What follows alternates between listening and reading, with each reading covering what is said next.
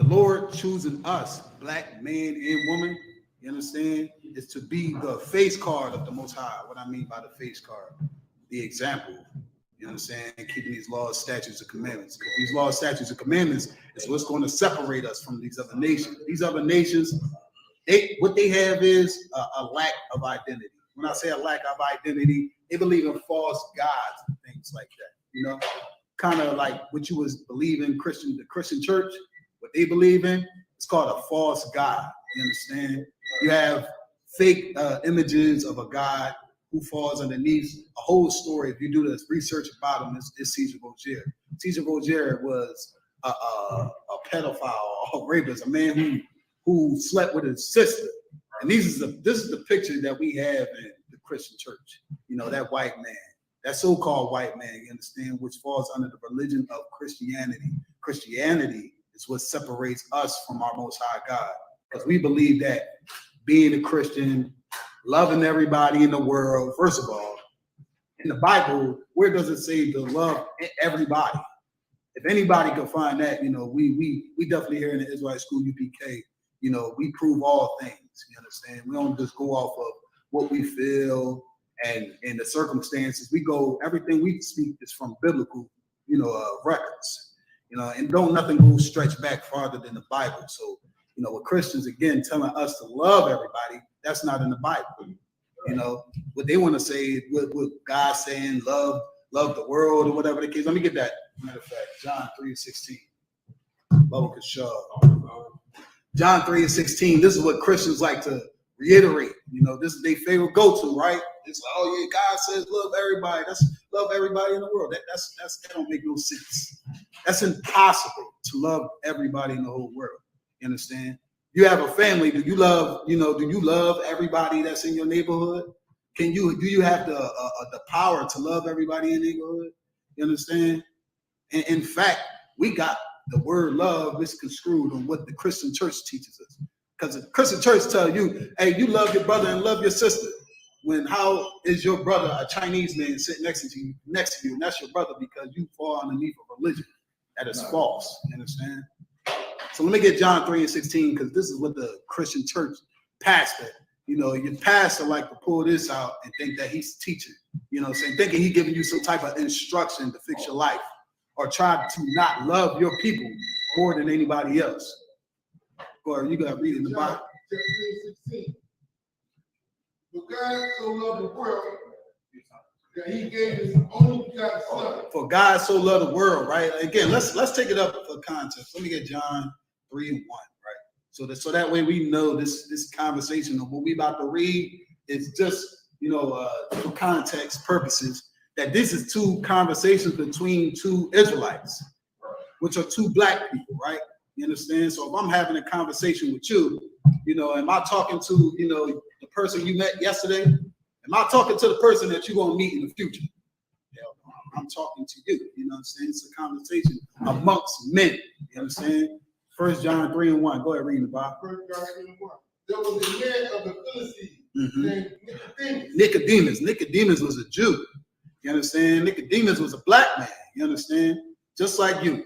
You understand? Falling under the 12 lost tribes of Israel.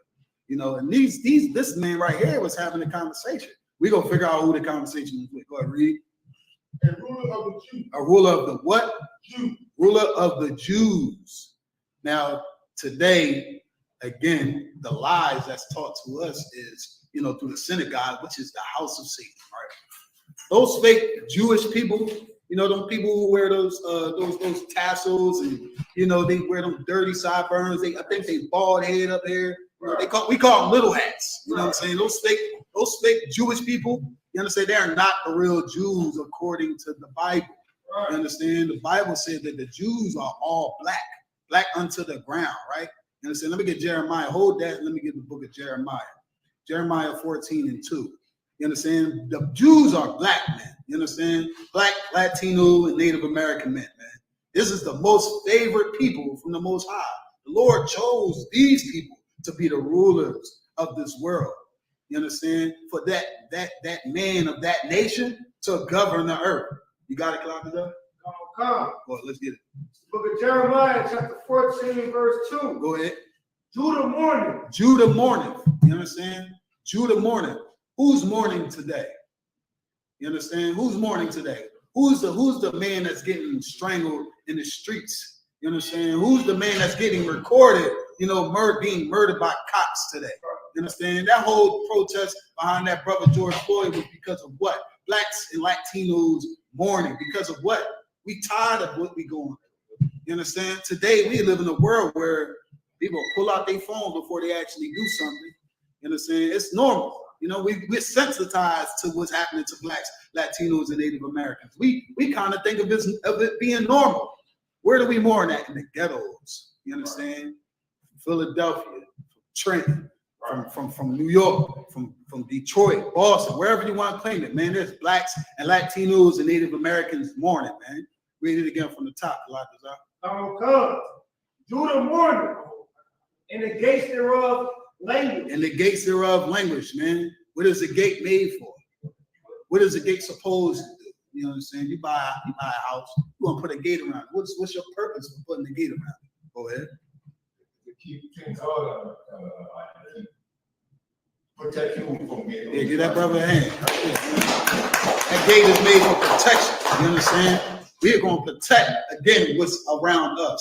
That's what the gate is used for. But it says these gates are language. You understand? Those gates are language. What's language? Anybody understand what the word language is? Weak. That's what it is, for it to be weak. Who are the people that surround us today? Who's the people that supposed to be our protectors today? The Christian church, right? You understand? The Christian church say, hey, listen, you going through a struggle, you want drugs? Come in here. And in the same place, they taking the same money from them drug dealers who's selling it to those people that go into that church and looking for help, man. You understand? There's a lot of confusion going on within this world because we fall under religion. And what religion is doing is taking us away from our origin. You understand? This is what was happening. We reading that the Jews is black right now. You understand? Everybody that's supposed to protect us, they were weak. Martin Luther King said, listen, man, we're going to sit here and get punched in the face to try to prove something. That don't sound like a strong leader to me at all. You understand? For a man to say, listen, we're going to sit here and already going through oppression, but we're going to take a physical, you understand, a physical beating from the people that hate us. That is a gate, that is language, man. That's a gate you can't depend on. You understand? If you growing crops in your household and you surrounded by wolves, what you going to build your gate out of? Straw? You won't build it out of metal. I would hope you would want to build it out of metal. That's where the strength comes in, man. You understand? It said that those gates were language, man. We talking about our leaders, our Christian leaders, you understand? Our religious leaders, our politicians. All those people fall weak under to the Most High God. You understand? Read on, Come. They are black into the ground. They are what? They are black into the ground. Say the Jews are black unto the ground. What do it mean by unto the ground? You dig up in the earth, you see all different shades of brown, man. Right. That's what black people. That's how the tone of black people are. We come from the darkest to the almost the lightest. What they say, the caramel or whatever the case is, right? They say Ephraim was like an overturned cake. You understand? His color. You understand? Light skin. You understand? Blacks, Latinos, and Native Americans fall underneath this scripture right here, Jeremiah 14:2. The Jews were black unto the ground, man. You understand? Take me back to where I was at. 1 John 3:1. Baba Kashara. Look at 1 John, chapter 3 and verse 1. There was a man of the Philistines named Nicodemus. So Nicodemus was a leader of the Jews, is what we about to read right now. Go ahead. A ruler of Jews. The ruler of Jews, the ruler of the Blacks, Latinos, and Native Americans. Those same people that are black unto the ground. This is this man. He was ruling at the time. Read on. Verse 2. The same came to Jesus. He came to who? Jesus. So Nicodemus and Yahushua, our king, is having a conversation. You know what I'm saying? This is what this is saying right here. Nicodemus was talking to Christ. You know what I'm saying? Christ was a Jew. Christ comes from the house of Judah, man. You know what I'm saying? He reigned under King David authority. Say when Christ come back, he's going to sit on the throne of David. You know what I'm saying? David was a Jew. You know what I'm saying? So blacks, Latinos, and Native Americans, when you see those Jewish people out there, just understand something. Understand something. They know that they are not that people. You understand? Those people have stolen our identity. You understand? What it is as far as how they got it wired up, it don't even mean nothing. You understand? For them to walk around with the tassels and people think that they're so holy, and the only thing that Jews run is diamond districts, the music industry. You understand? They're the rulers of the world. The so-called oppressor is the ruler of the world.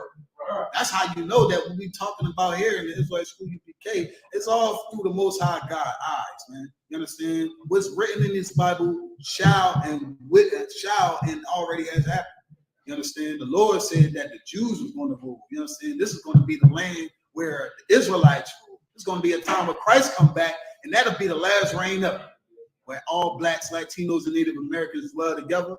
You understand? And we rule under our King Christ and our Most High power, Yahweh, right? You understand? But this is what Christians like to say. Oh, no, Christ said, love everybody. But I'm talking to another brother. If I'm talking to another brother, why this has no other business to do what we talking about, right? You understand? That's how black people deal today, right? I'm not about to say, hey, talk to you about everybody else. You understand? I'm gonna talk to you, and we're gonna have a discussion amongst our people. That's how we talk business. Black business is our business. You understand? If you're a black, Latino, Native American, black business is your business. This right here is Nicodemus talking to Christ. This is black business. It don't got nothing to do with everybody else, man. Take me to jot me down to 3:16. So we know Nicodemus was a ruler of the Jews, talking to Christ. Two black men talking, chopping it up as we see today, right? Go ahead, read. John chapter 10, verse 16. For God so loved the world. For God so loved the world. That's the kick right there. That's the uppercut, right? The Christians don't even get past this part before they start saying, oh, you got to love everybody. For God so loved the world. For God so loved the world. But then, just like an unlearned Christian, they don't really know the Bible. They don't research it. They don't know precept upon precept. What is that? Using different scriptures to back up what it is that we're reading, just like what we did. You understand? To let you know that this all coincide. Christians like to dance around the Bible. That's their thing, man. They shit and jive, right? So this is what we read right now. That what Christ said to love the world, right? But ask yourself, and this is something again you will only learn from the Israelite School UPK. What is the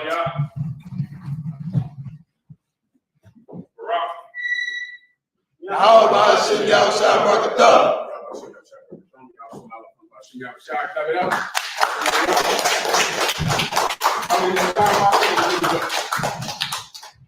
Good to go, right? All right, Akim. Take your questions up front. I'll take your questions online, all right? And then we'll get into my topic here today, okay? Anything first?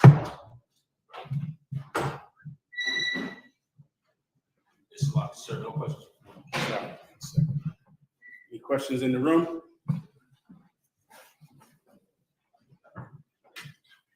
All right, Akim. I need a few precepts I want you brothers to hold for me, all right?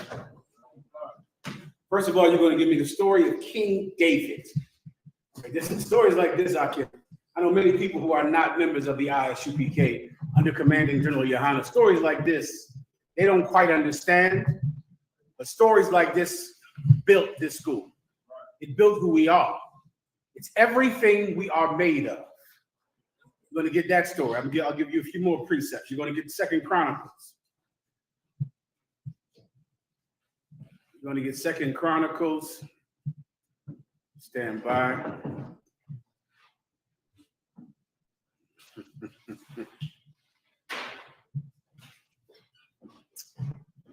You'll get 2 Chronicles 14 and 11. We're not going to start right there, but we'll start around all these precepts. Isaiah 41 and 11. Psalms 56 and 2. Start at Psalms 56 and 1. Deuteronomy 7 and 7. We'll start with that, right? I'm sorry, we'll start with Deuteronomy 76, 7 and 6. 2 Chronicles 20 and 12 to 15. Ezekiel 19 and 49. 1 Corinthians 5 and 11.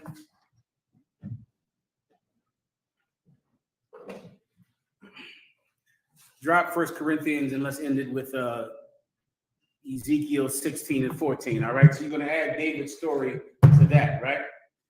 First of all, Akim, I have to congratulate some men that I am very proud of. Stand up, brother. Give them a hand. The Kentucky 4. I mean, Salaki, the Kansas City 4. And so, KC4. Let me tell you something. There's some hardcore men down in Kansas City. And what every one of you should understand is that your day will be required for you to be hardcore.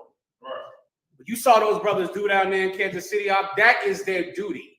It is the minimum requirement to be in this school. In this school, that's the minimum requirement. I'll give you brothers and sisters the story if you don't know it. Kansas City 4, these 4 brothers went out to speak on the street in Kansas City this week. They went out to speak as they do every weekend. 4 brothers went out to speak this week. When they got out there, 20 to 30 purple pigs from the IUIC. And for those of you brothers and sisters that don't know who the IUIC is, the IUIC, to the Israelite School of UPK, they are just another Christian group. And we battled all of them. We battled every Christian group you can think of.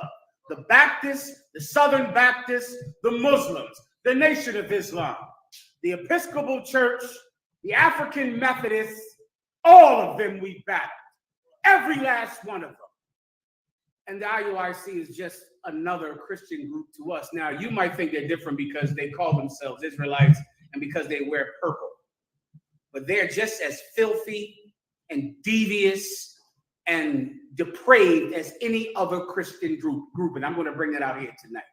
So there's about 30 of them out there on the street. Now, the IUIC is run by this crooked cop named Nathaniel 7. That used to be his name, years ago. I don't know what he calls himself now. I think Bishop Nathaniel.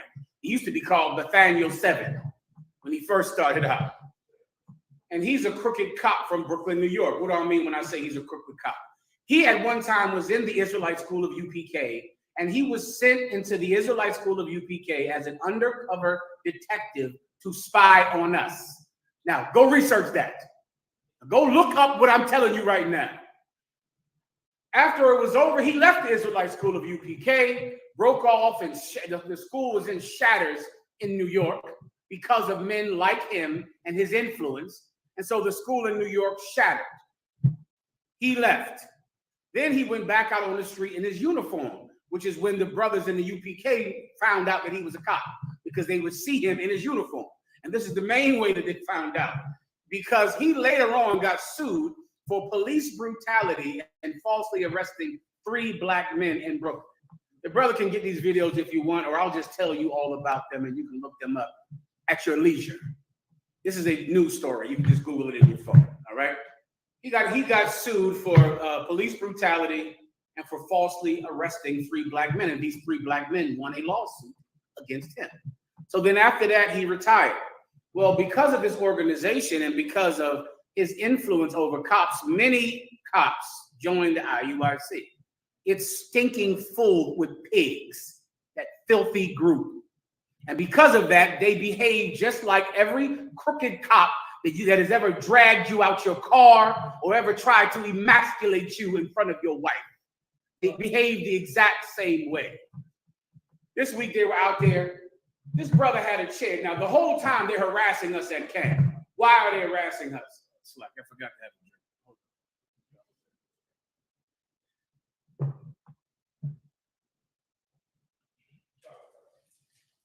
Need some mics in this one if you could, Warrior. Who had a question? Someone said something just now. Salaki. So now, why are they harassing us? Who would like to answer the question? It's very simple if you've been to high school or grade school. You sisters might have been through this in grade school or high school. Why were they harassing men of God out in that street corner last Saturday? Who wants to guess? Who wants to give it a shot up front? They were attempting to bully us, just like grade school. Just think being back in grade school or being, in high school, and because it's more of them than it is of us, they in some way feel like they're strong because they believe that there is strength in numbers because they do not believe in the Lord our God. But see, we are very different kind of men in the Israelite school of UPK. Very different, and we're nothing like them. And like this, I pray this makes all of you vaginas who are in fake Israelite groups understand the difference between us and you. We don't allow anyone to intimidate us. We're not doing that. So it's like in your mind, you're thinking you can bully someone like you bullied someone in high school. But you got to think more like trying to bully someone in prison in here. Think like that. That's what this place is like. In prison, you have to fight. Do you understand? You don't have an option. See, on the schoolyard, you can play a punk and, you're afraid to fight. You can run home and find a different way home that day. But in prison, if you're challenged, you don't have a choice. We're more like that. Does everyone understand? They tried to steal one of our chairs up. They harassed us the whole day, the entire day harassing us because they feel so strong, because there's so many of them, and they in so much purple, and they feel so mighty and so big. And so they harass us and then attempt to steal a goddamn chair that belongs to Commanding General Yohana. That's his chair. We're not going to have that. He went to steal one of our chairs and then assaulted a man of God. Then the brother, of course, defended himself as he was supposed to. Give him a hand. Then all 30 of them jumped on the brothers and did a citizen's arrest, arrested the brothers because they're actually cops in purple shirts. And then called some cops up, brother, and had the brothers arrested. The cops, of course, later let us go. Then later today, the brothers called me and found out that 3 of the 4 cops that were there that arrested them were off duty.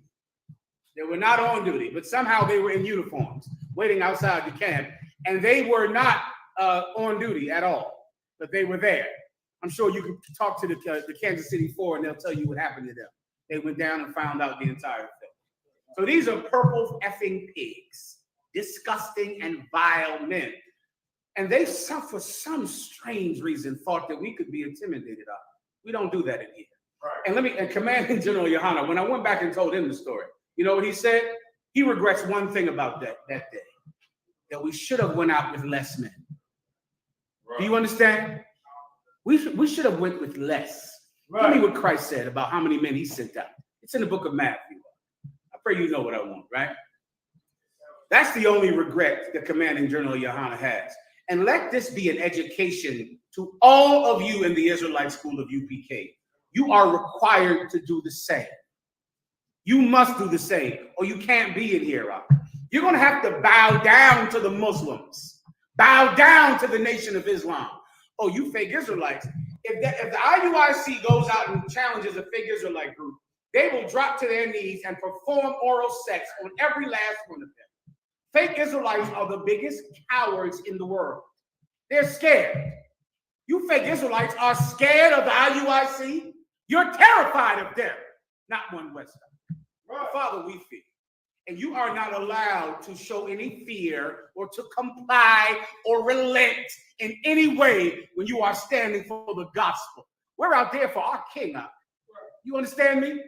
We're out there for our king. And we are men set to defend the gospel. And that's what the Kansas City 4 did. Give them a hand. And give me their names as well. Give me their names as well, whenever you have them. This group does this all the time, the IUIC. They do this all the time. They go to churches and Christians. They went to Geno Jennings right here in Philadelphia. Y'all know Geno Jennings? They went down to Geno Jennings' church, marched thousands and millions of men all around their church. It is the funniest thing in the world to see this video.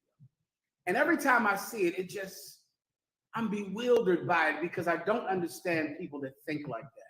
And I'll tell you. So they marched millions of men down there and circled Geno Jennings' church, right? And then the one homosexual, the lead homosexual, Nathaniel Seven, and I'm making claims about them that I'm going to prove he actually is a homosexual. Actually is a gay man. Many of them in there are gay, and they participate in having sex with transsexuals.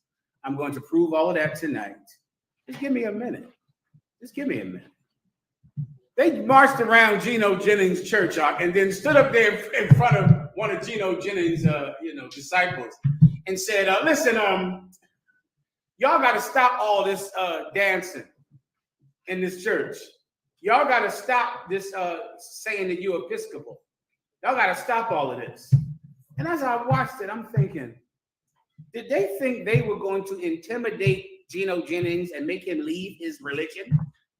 That I'll never understand. I'll never understand someone that believes that through the threat of physical violence, you could get someone who believes in God to stop believing in his God.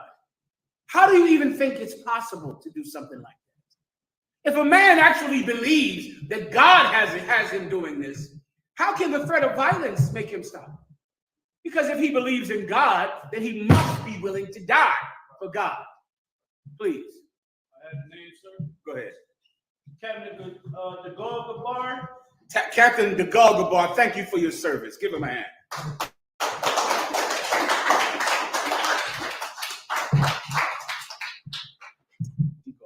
All right. Camp leader of Kansas City, officer of 5,000 Malak Banyahawada. Officer of the camp leader of Kansas City, Malak what? Malak Banyahawada. I believe it's just Malak. That might be his Facebook handle. Malak, thank you for your service. Give him a hand.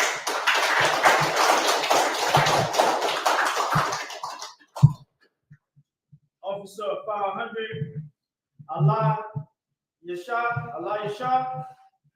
Allah Yashah, give him a hand. Thank you for your service.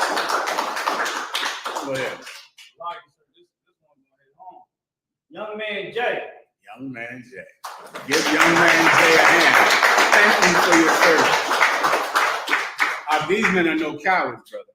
And for tonight, because this is the scripture breakdown class, I'm going to attempt to teach you how to be like us. For those of you that are nothing like us, and so many of you are, you just will never make it in this room. This is not a place for you. You can't be here. You should join a group that's nice and big so you can feel safe. So you can feel like you won't get beat up. That's the type of person you are. We are completely different. And I'm going to attempt to teach you to be like us. Does everyone understand? Okay, start giving the precepts. If you have any questions, you can always ask, all right? Does anyone have them? Start with Deuteronomy 7 and 6. Book of Deuteronomy, chapter 7, verse 6. For thou art a holy people to the Lord thy God. Now, this is the blessing that the Most High God gave Israel, brother. That he gave to Moses to give to each and every one of us. He said, we're a holy people unto the Lord thy God. Keep going. The Lord thy God hath chosen thee. The Most High God has done what? Chosen thee. The Lord chose us, man. We're chosen by the Most High God. It's a responsibility. You look on this planet Earth right now, and all of the people on this earth are. The people who are the greatest people on the planet are the people who are the poorest and the saddest and the sickest and the most homeless.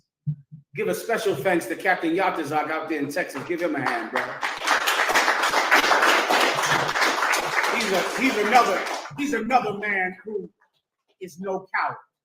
He went out to terrible places out to feed the chosen people of God. Right. The Mexicans, the Haitians, the South and Central Americans. He went out there this week to El Paso, Texas, and his heart was broken by the people and the way they lived out there. And as he's trying to help them, so many of them are saying, I can't take any more food from you, because if I take any more food, they'll steal it from me. So even though I need more Pampers, I need more food, this is all that I can protect. And women would cry and say, I need more of it, but I can't, because they're watching me right now take this food from me.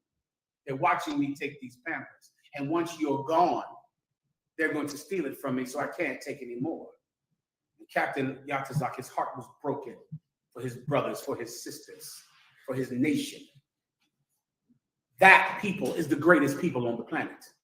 Those people, not the people who are the richest, not the people who are the strongest, not the people who are the most educated, but the poor and the downtrodden people, the same people that the filthy cops of this world abuse and denigrate and murder. Those people are the chosen people of God. Continue. The Lord thy God hath chosen thee to be a special people unto himself, above all people. What? Above all people. Equal to. Above all people. With equality. Above all people. Above all people. That's our burden. That's our blessing. That's who we are, brother. The greatest people on the nation of earth. The 12 tribes of Israel. From the tribe of Judah down to Isupk. Blacks and Hispanics. Blacks and Latinos. Greatest people. A people special unto himself. A people who God loves close to him. Keeps close to him. Continue. Above all people that are upon the face of the earth. The Lord did not set his love upon you, nor choose you. Stop. The Most High did not set his love upon you or choose you. Because once again, this can be something that you might want to understand. There are so many people on the planet Earth, right? You have the Chinese, the Japanese, the so-called white man, Arabs, East Indians. There are so many people on the planet Earth. And you yourself, you might have wondered sometime, why did he choose us? Listen very carefully. The Most High God did not choose us because, keep going. We were more in number than any people. The Lord said he didn't choose us because we were more in number than any people. Right. That's not why he chose us. This is that other thing, Akim. This is about courage. This is about character. Right. That's what this is about. If the Most High God wanted to choose the largest nation, keep reading. For ye were the fewest of all people. Read that again. For ye were the fewest of all people. This is what I learned as a trooper. This is what I learned when I was a young man. The Most High God looked out on his creation and saw all the nations and looked at the people who were the fewest, the smallest, and he set his love on them. He chose them and then made them the greatest people on the planet, which automatically did what? Made them enemies to the greater nations. Because the minute that God tells us that we're the greatest nation on earth and we're the smallest nation on earth, now we become enemies to great nations. That is what he wants. He wants your effing back against the wall. He's a father, isn't he? Don't you have sons? Don't any of you purple faggots have sons? What do you teach your son? How do you want him to be? Do you want him to cower because there's a group of people larger than him because he's outnumbered? Or does a good father want his sons back against the wall? And he wants to see you fight your way out of it. That's the Lord our God. That is how he is. It is his mentality. And I have understood this from a young man. I have understood what is required of me and the kind of courage I must display to keep my seat in this school. The Most High God chose us. We were the fewest of every nation, and he chose us. Continue. Oh God, but because the Lord loved you, and because he will keep the oath which he has sworn to your fathers, and had the Lord brought you out with a mighty hand. That's why he did it, brother. He didn't do it because we were the greatest in number of any nation, because we were the fewest. He did it because he loved us, and he made an oath to our grandfathers. Right. He keeps his oath. Remember this, brothers, you made an oath. The Kansas City 4 took an oath. Right. You understand me? Those men took an oath. They had no choice but to stand on that corner that day. No choice. That's it. They didn't have a choice. They couldn't retreat. They couldn't relent or repent of their decision to come out there that day. They had to stand there. They had to do it. And once attacked, they had to respond. They don't have a choice. This is what you should understand if you want to have even a short career in this school. You don't have a choice either. If you want a choice, go join some pussy Israelite group. Or go be a cop so you can feel strong when you bring up 8 patrol cars because one man crossed the street on a red light. That's what a cop does. Cops do that every day when you get pulled over. You're looking around wondering, why are there 20 cops out here? Because they pulled me over. Who can guess why? Now that I'm trying to explain pussies to you, why is there 20 cops that pull you over at night because you had a back tail light out? Why are 20 cops showing up to the scene? Warrior? Because they're scared. And the only way that they can feel safe is to have overwhelming numbers to you sitting in your car because your tail light is out. That's the only way. Shalom, hold on, talk to Captain Ariel. You can tell, he hung up. He hung up. Everybody understands? Give me the rest of my precepts. I need to go over the story of David. Go ahead. Give me the next one I asked for. You can pick the one you want. Say again? One more time. Oh, I'm sorry. I'm sorry. No, it's all right.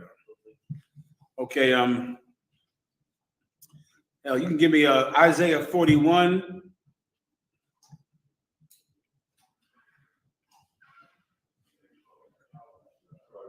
One second.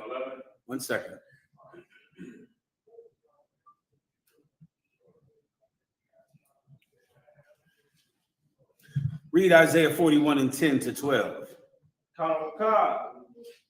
The book of Isaiah, chapter 41, verse 10. Let me tell you, stories like this, like I remember being a trooper and just these being, pushed into my spirit and molding who I am today. And I'm going to try to give you some of these precepts that I was given as a young man. All right? Go ahead and read.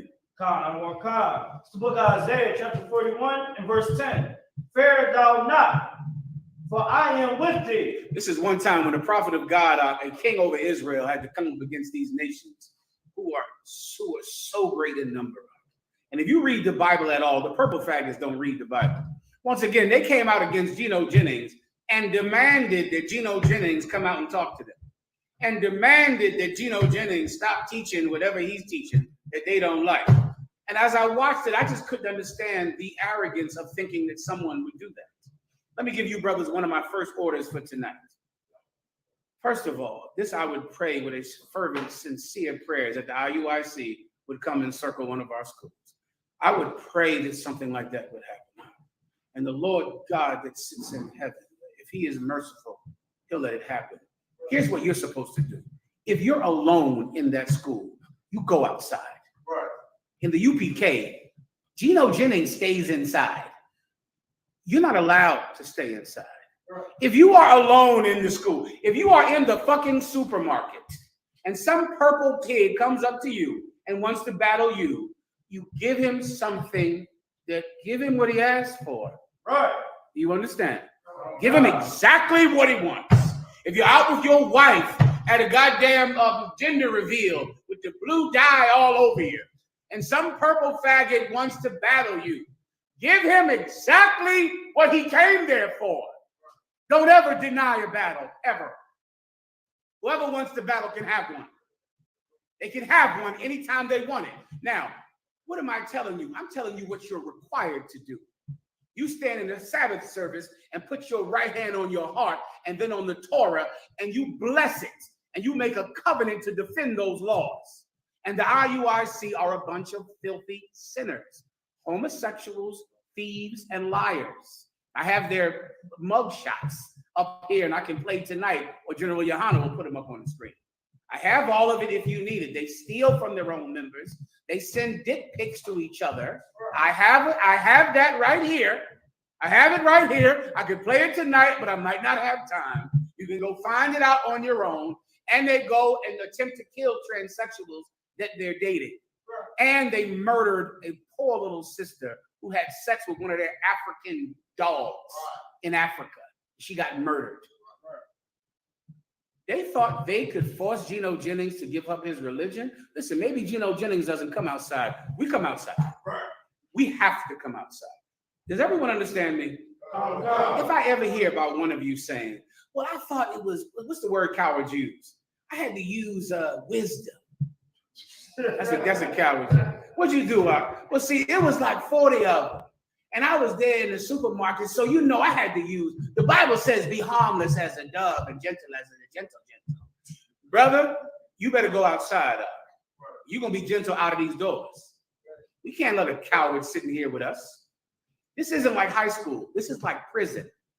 Am I making it? You understand? You brothers seem like good, nice brother. You might have never been to jail. But it's more like that. It's not like high school where the bullies run the school, you know, because they're bigger.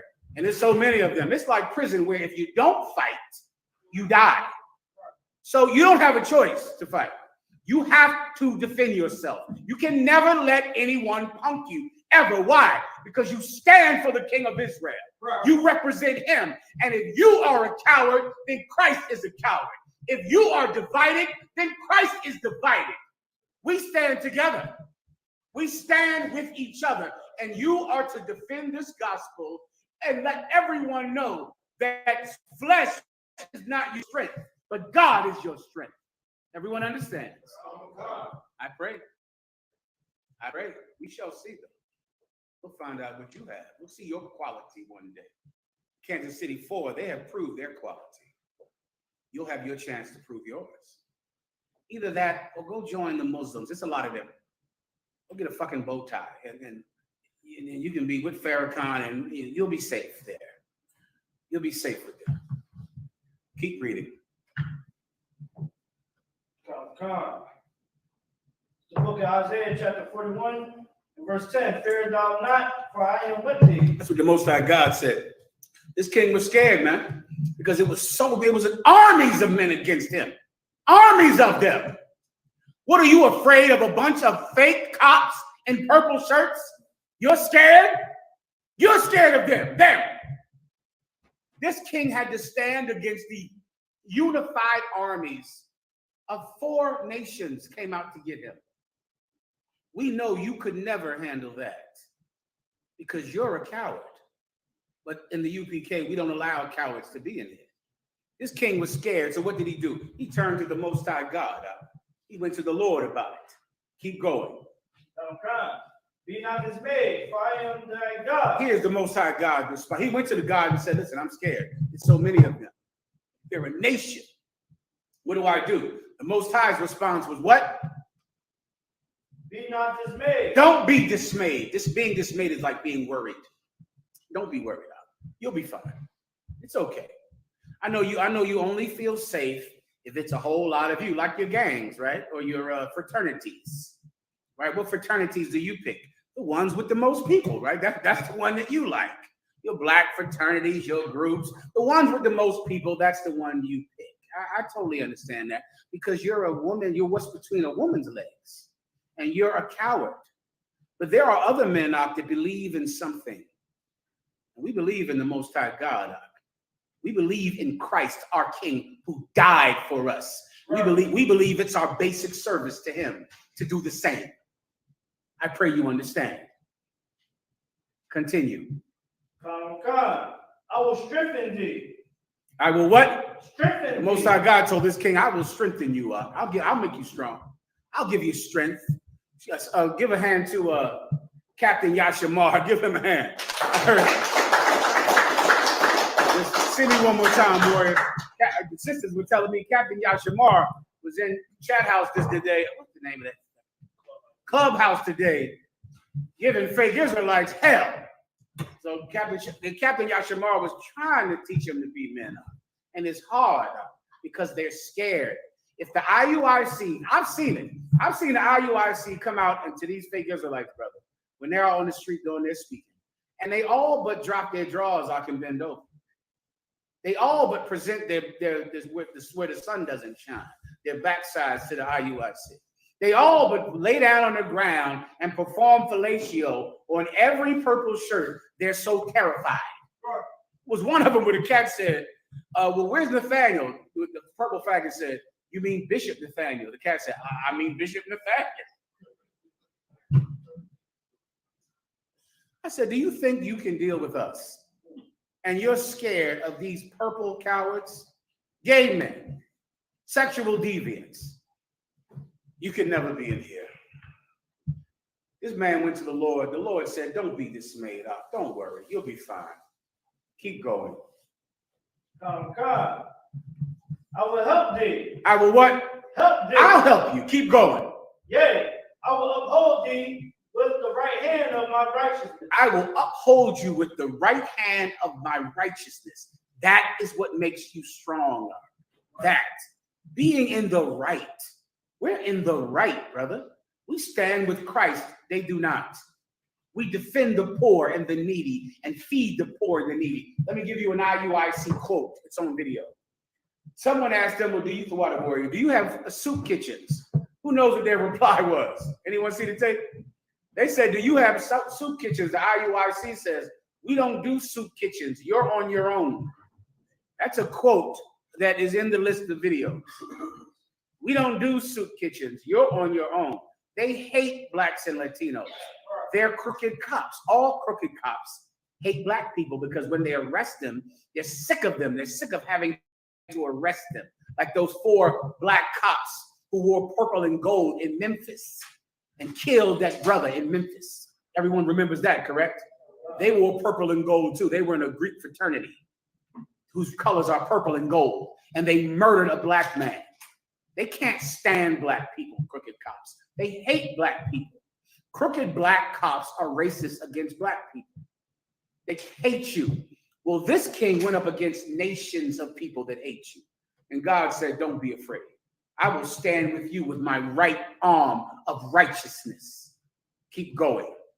Come, verse 11. Behold, all they that were incensed against thee shall be ashamed and confounded. You know what that term means? Incensed. All they that were so angry against you. That's what incensed means. They were so angry against you. They shall be ashamed and confounded. Don't worry about that. You'll be fine. The KC4 fought 35 men and the regular Kansas City police. What happened that night? He went home, had sex with beautiful women. That's it. They went home. They got up after fighting 30 men. It was 4 of them. They got up, went home, and had sex with beautiful women. Right. They're fine. Everybody understands, right? They're okay. It's no big deal. You'll be all right, too. You'll be fine. But don't be a bitch. Keep going. Come. They shall be as nothing. They shall be as what? Nothing. One day the IUIC will be nothing. You know how many of these faggots I've seen come and go? I'm almost bored with it. So many times I think I'm bored with Israelite groups and this and that. It bores me. I want to get in there with the Congress and the Senate and, something big. But these pigs are just vile, disgusting things. Pick a video about them being nasty. Give me the video where they're pretending to piss. Do you have that one with the Christmas tree? It's on the list. All right. Just give me a ridiculous video with the IUIC. All right. You'll be fine. Everybody understand? You got to battle them. It's not like battling the nation of Moab. You understand? It's not like battling the Hagarenes and the Girgashites and the Hittites. You'll be fine. Be a man, however, and honor your oath. Keep going. And they that strive with thee shall perish. And they that strive with thee shall perish. They'll all perish out. They'll all be gone in a minute. I remember it was another group in New York, the Israelite Church of God in Jesus Christ. Oh, they did the same thing. They went around to every fake Israelite group, went around to the churches and demanded that they stop using physical intimidation. They did that until their leader died at 43 years old. He's dead. And now I don't know where they are anymore. They'll be gone. The same thing will happen to the IUIC. They'll be just gone in a second. Remember Farrakhan and Million Man March? Who remembers that? Oh, my Lord. Farrakhan, he had 1 million bow ties. 1 million marches. IUIC tries to march around hundreds and thousands. They think that's something. They think that makes them safe. They think that protects them against us. It doesn't. It does not. 1,000 men does not protect you from the wrath of God when you come near any member of the Isupk. 1,000 men can't keep us off of you. That won't help you. What you should do is never put us in a situation where we have to defend ourselves. You should not do that. 1 million men, Farrakhan had it back in the 90s. And then he became a Scientologist. And then he became a Mason. And now who in the hell knows where they are? The same thing will happen to the IUIC. Keep going, whoever was reading. Verse 12, thou shalt seek them and shalt not find them. You shall what? Seek them and shalt not find them. Yeah, one day you'll seek them and you won't find them anymore. They'll just be gone. This big bad people who were so great and made fake Israelites so afraid, and then they'll be gone. And you'll look for them and they won't be there. If you let someone else read for the brothers so he can handle what he's doing. Oh God, even them that contended with thee. Even what? Even them that contended with thee. Who will you look for and they won't be there anymore? The people who tried to fight you. Those people will be gone. They won't be here anymore. All you have to do is not turn cur every time you see them. Is not give up your dignity and your integrity. You must honor your oath. And you took an oath to stand if it meant losing your life with our King Jesus Christ. That's your oath, Ak, and you must do it. This is not something your wife has to do. This is not something your child has to do. This is something that you have to do. This is a thing of honor among men. And honorable men understand what I'm saying. You, I'm sure you do not. You don't get this. Is that it right? Where are we at right now? Isaiah 41:12. Bear with me.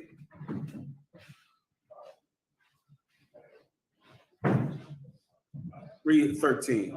Oh God, this book of Isaiah, chapter 41. That's enough. That's probably enough. I have so many to go through. All right, let me give you another one. Anyone has any questions, you know to just let me know, right? Give me Psalms 56:1. All right. Oh God.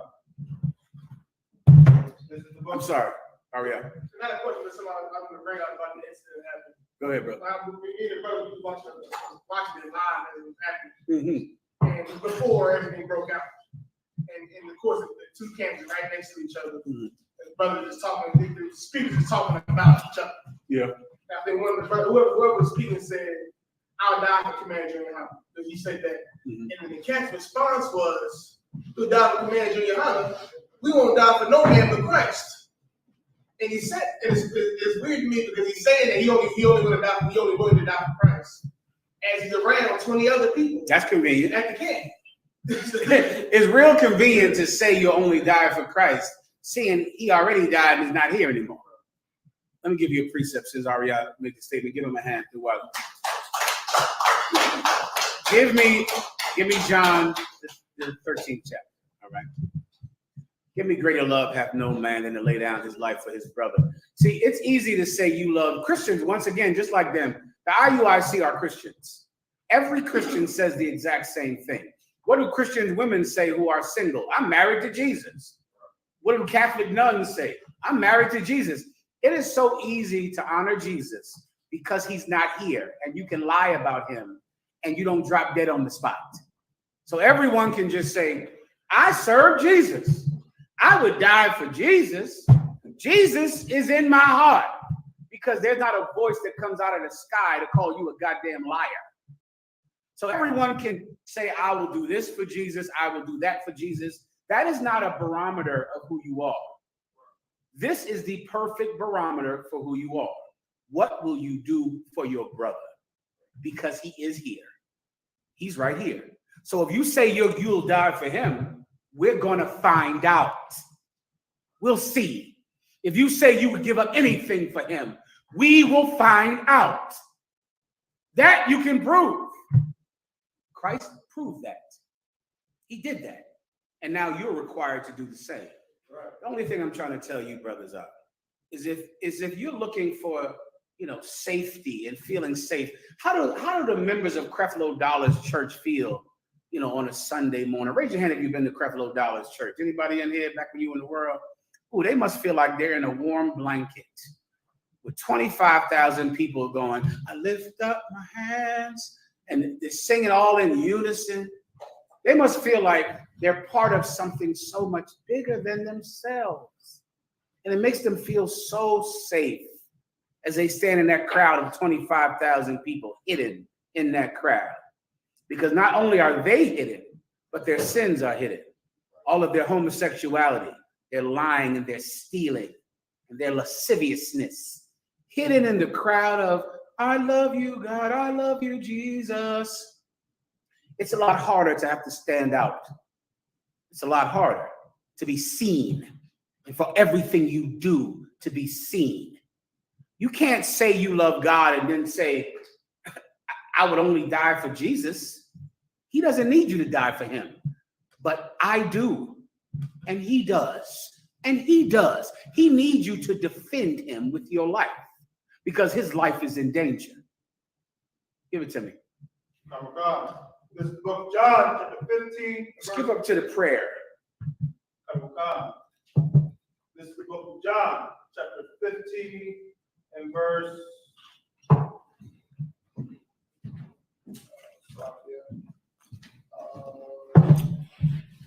You can just skip up 2 verses, Doc. That's all you got to do for me. Oh God. Go ahead. This is the book of John, chapter 15 and verse 11. These things have I spoken unto you, that my joy might remain in you, and that your joy might be full. Verse 12. This is my commandment, that ye love. I'm sorry, read it one more time. This book of John 15, verse 12. Mm-hmm. This is my commandment. This is my what? Commandment. This is my suggestion. Commandment. This is something that you could do if you want to do. Commandment. This is my commandment, and this is in the New Testament. Keep going. That you love one another. That you love who? One another. That you love Jesus. One another. That you love God. One another. That you love one another. It's a commandment from Christ. Keep going. As I have loved you. As I have loved you. Jesus doesn't care about how much you say you love him. He wants to see if you love him by how much you love each other. Because that's real. That's not just talk. That's something that you will be required of. Keep going. Verse 13. Greater love hath no man than this. Greater love hath no man than this. Keep going.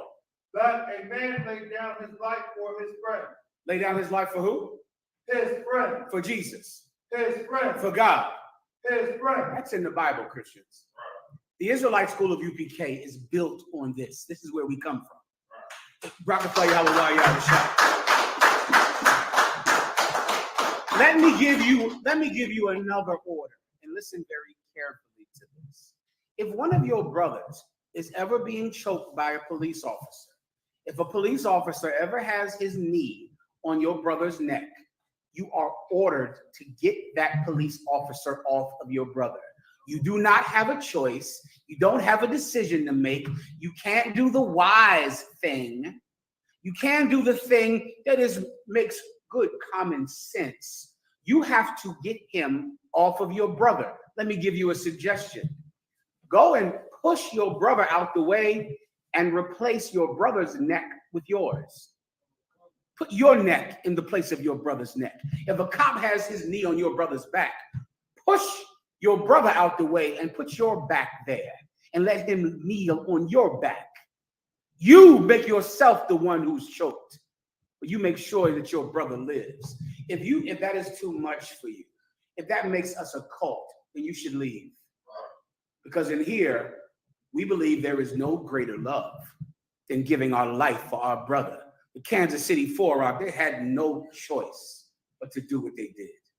No choice. It was 35 purple pigs from the IUIC who are undercover cops who joined that organization to abuse and beat up black people, and they have the gall to think they could intimidate us, and we would give up our belief.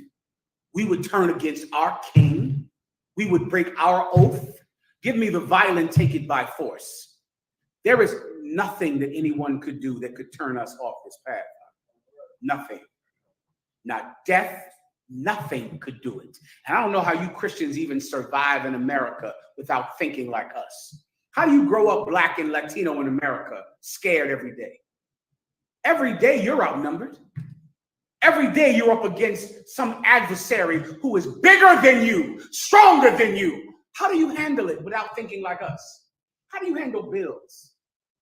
How do you handle oppression? How do you handle sickness, diabetes, and heart disease?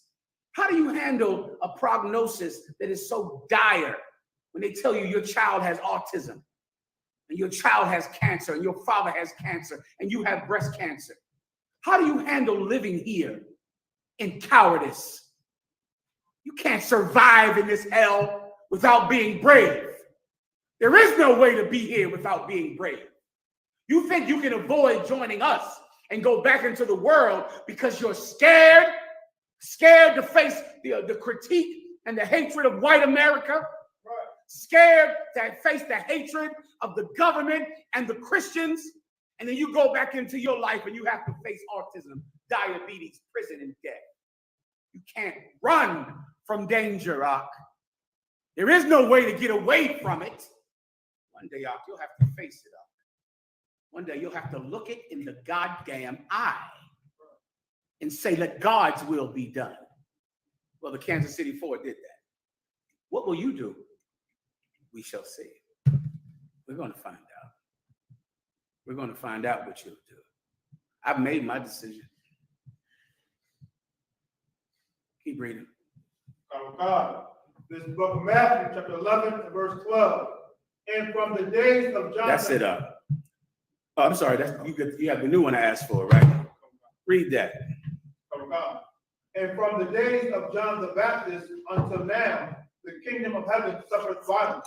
The what suffered violence? Suffered violence. Now, this is Christ speaking in the New Testament.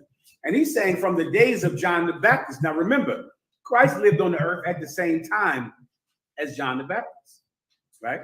So he's saying since John the Baptist started teaching until now, the kingdom of heaven, read, Suffereth violence. the kingdom of heaven suffereth violence.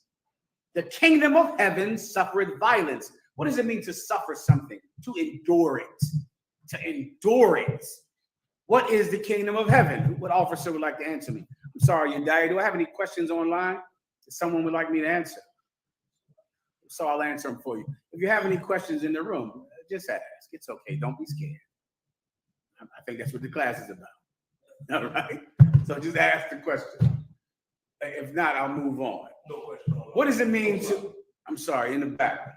I had a question, just a general breakdown for Jeremiah 17. Please. 11. Go ahead. Up. Jeremiah chapter 17, verse 11. As the partridge sitteth on eggs. Give me the one with the P, with the one of the IUIC trying to pee on a Christmas tree. It's an image. It should be on your list. Go ahead. If not, you die and know where it is. Go ahead. Jeremiah chapter 17, verse 11. As the partridge sitteth on eggs and hatcheth them not, so he that getteth riches and not by right shall leave them in the midst of his days, and at the end shall be a fool. A partridge is like a pigeon, similar to, it's a clean bird you could eat like a pigeon. And what it's comparing someone that is cultivating and wishing and hoping to get rich like a bird sitting on an egg that never hatches. And so many of you are in that situation. I know I'm talking to the tribe of Judah, so just know I'm talking directly about your gambling problem with those scratch-offs. That's what I'm going straight there to your scratch-off problem. And your, what's the thing down in Atlantic City? Push the button, push the button, push the button, push the button, push the button. Slot machines. To your slot machine problem, to your numbers hole problem, to your, let me give you the other big one. This is the big Judite one. One day I'm going to own my own business. I'm going to be an entrepreneur. I'm going to be a basketball player. I'm going to be a famous rapper. That's you sitting on some dream that is never going to hatch. Do you understand? Stop. That comes from America. America is such an evil and disgusting place and weird at the same time in that, you know why there's no black people in America We aren't ever part of any real revolution, and revolutions never work in America with blacks and Latinos because all of us think that one day we'll be the owner class. You all think you're going to be Jay-Z one day. So because of that, you don't, and in your mind, you think like, yeah, taxes are too high. They can't take all of your money in taxes. What in the hell do you care how much money they take in taxes? You think like you own the team. Can I give you a perfect example? Who in here, raise your hand if you thought that it was so stupid for, what's the fool's name? The basketball player. Ja Morant. If it, what's his name? Ja Morant. Ja Morant? Ja Morant. Say it again. What's his name again? Ja, right. Ja Morant. Is it Morant? If you thought it was so dumb for Ja Morant to hold a gun up in a video, you think like the owner of the Memphis Grizzlies.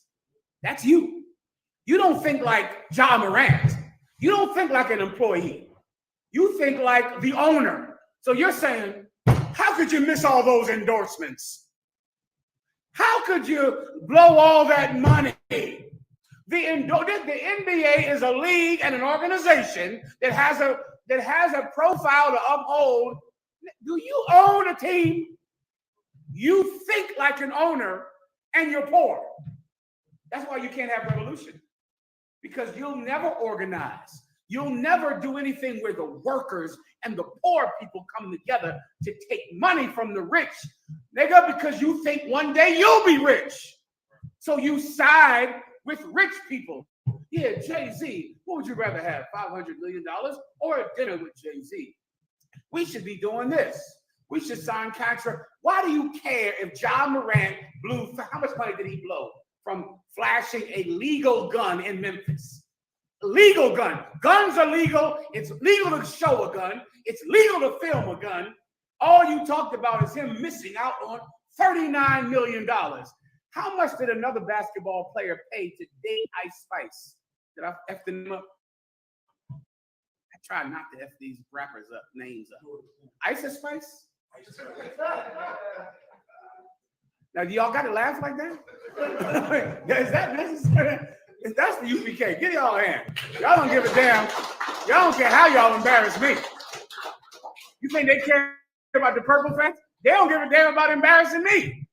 What is the woman's name, please, Nicole? Oh, Yediah. Thank you. Ice Spicy? What are you saying? Ice Spice. Is that the name? How much did a basketball player spend on a date with Ice Spice? I believe it was like $200,000. He spent $500,000 on one date with Ice Spice. If Ja Morant had that $39 million, how fast do you think it would take him to spend it? A year on cars and cocaine? How about vacations, fur coats? How fast do you think he could, if he went on a date with a woman, which if it's a good date, lasts what, till the morning? If it's an excellent date, it lasts till the morning. What's that, 6 hours probably? 7 hours? He spent $500,000. What the hell do you care if he missed $39,000? Why? Because you're an owner of a basketball team and you're a sponsor. You think like a rich man. When if you could just think like this, I am from the lower class. I'm poor. My father was poor. My mother was poor. My grandfather was poor. My great-grandmother was a slave. I must fight the rich. I have to be against them. I have to take from them. I have to outthink them. I have to outbid them. I have to outnegotiate them. I will never be one of them. All I can do is make life better for my class. Then you have revolution up. Then you have it. Right. I pray you understand. Come on. It's like a terrible I made, but you saying it just so heavy because it reminded me about when the purple fact is went out there to top Barclays. You know what I mean? The Barclays Center protest for Kyrie Irving. And Nancy Nate told him, you know what I mean? He got to be in this like secretly. Do you have that? Totally forgot about that till you just said that. But the IUIC, they went and circled the Barclays Center and for Kyrie Irving because he was in need of help. he's a rich man who needs help, and IUIC shows up whenever a rich billionaire or almost billionaire needs help because he might lose his job. That was an effing emergency. Kyrie Irving might have lost his job. So they went and marched around the basketball arena to make sure that Kyrie Irving gets his job.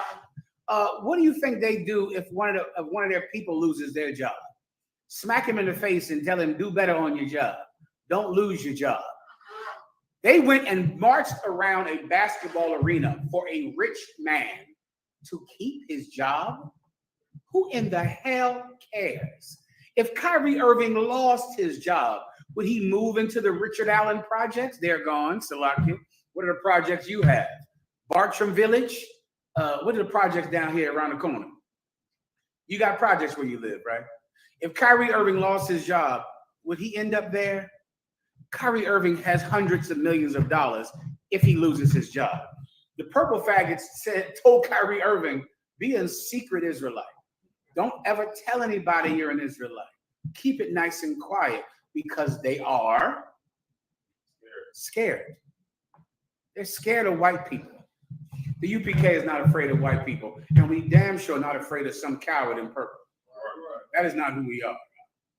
That is not who you are if you're going to be in here. Right? You're going to go out with less people than the Kansas City 4, with less. And you'll be required to do the same. Or else go join somebody else. Anything else? Give me the one I asked for. The kingdom of heaven does what? Oh God. Suffering violence. The kingdom of heaven suffers violence. Violence. What is the kingdom of heaven? The kingdom of heaven is the spirit inside every man who will rule the kingdom that Christ is over. Right. Isn't that why we're all here? Don't Christians always say they want Jesus to come back, right? And they say that the new Jerusalem is coming and that heaven will be here and heaven will reign on earth. Well, who will be in charge of heaven on earth? The people who really believed in Jesus, the people who stood with him. Well, if you're going to rule when Jesus returns, don't you have to start training for it now? Don't you have to get ready? Don't you have to become the kind of person that could be in charge of a government? Don't you have to become an official, someone who cannot be bribed and cannot be coerced? Don't you have to be a man who cares about his people more than himself? If not, how will you rule when Jesus returns? Because right now you're half a drug addict and you have a porn addiction. You ain't touched your wife in months because you're addicted to pornography, because pornography is easier than being with a woman, and you're lazy and disgusting. How will you rule the kingdom of heaven? You steal. You're some type of thief and you steal things. You smoke weed and smoke cigarettes. How will you rule in the kingdom of heaven? You're not prepared to be in charge. Well, the Israelite School of UPK is a school where we teach men to be in charge now because Christ could come back tomorrow. The IUIC is a place, it's a haven for pedophiles. That's what the IUIC is, a haven for thieves and liars, a haven for crooked purple pigs, cops who are so corrupt that they hurt their own people under the guise of religion. This is a place for men to be trained to rule the world. The kingdom of heaven suffers violence. What is the kingdom of heaven? The spirit in the next rulers of this planet. And that spirit is under attack. And it's been under attack since John the Baptist. What happened to John the Baptist? Who wants to raise your hand and tell me? See me one more time after that, please, Warrior. No one knows. Anyone online know what happened to John the Baptist? Warrior in the back. John the Baptist went out one day and he told this woman, this sister Salama, who was an adulterous woman who was having sex with two men. He called her an adulteress and her man an adulterer. And this woman, Salama, or Shalama, she demanded that the man who she was having sex with, cheating on her husband, she demanded that man give her the head of John the Baptist on a silver platter because she was so insulted by him calling her a slut and a whore. And that husband had John the Baptist's head cut off because he called someone a whore who was in power, who was in charge. John the Baptist, of course, did it anyway. And Christ is saying that the kingdom of heaven has suffered violence from the time of John the Baptist until now. What does he mean by now? His men are suffering persecution. They're trying to kill him. They eventually did murder him. And they eventually murdered most of his disciples. Because that's what evil men think. Evil men are, what's the word I always like to remember? They're fascist.